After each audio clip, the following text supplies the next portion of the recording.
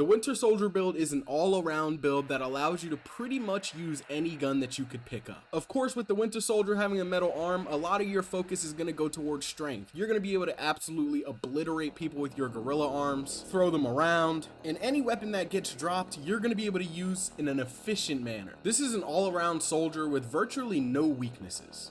So let's get into the build. Now to talk about the Cyberware. So at the operator system, we have the chrome compressor. Reason we're doing that is just because it gives us more Cyberware capacity, and the Winter Soldier doesn't really have anything in his arsenal that goes with any of the other operating systems.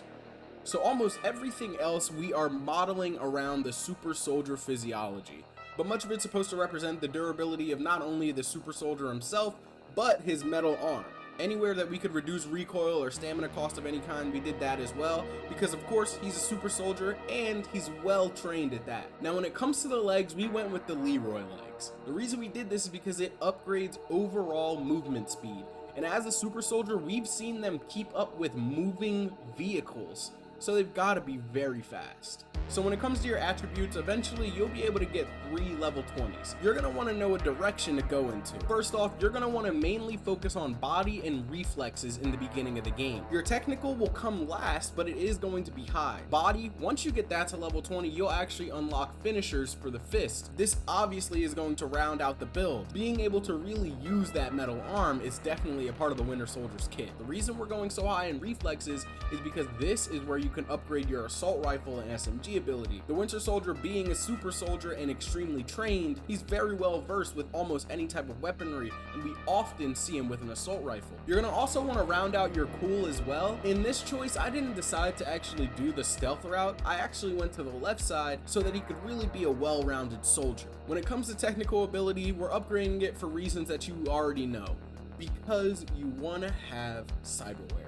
Cyberware, of course, is going to up your survivability and just overall ability to do a lot of things. The Winter Soldier, throughout his time in the Marvel Cinematic Universe, has used a wide variety of weapons. So we've decided to use the most iconic ones, in my opinion. Either it's a high-tech mine version of a grenade launcher or just a simple one. He's seen using explosive weapons pretty often. Cyberpunk actually has a lack of things like grenade launchers, so today we picked Atom Smasher's shotgun. So this is a smart shotgun that fires explosive projectiles. Winter Soldier's not going to have a smart link, so it'll pretty much just be like a grenade launcher, or at least a short range one. The AR that we're using is the Marin Labe. The Winter Soldier is always equipped with an assault rifle. Now lastly, we just have a normal new pistol and a knife. You can really use any pistol that you want. This is pretty much going to complete your weapon kit. So now that you know the build itself, it's time for the backstory and the gameplay. I hope you guys did enjoy. Thank you guys for watching. Hit a like and subscribe, and I'll see you in the next one. Rosalind Myers no longer has an agent that she can truly trust. There is no elite operative that the NUSA has to combat against the forces of Arasaka, Atom Smasher, and so many of the elite mercs that are all around the world, especially in Night City. So the NUSA decided to do their own handiwork. They created a soldier, and he's recently been dropped in Night City to truly test his lethality.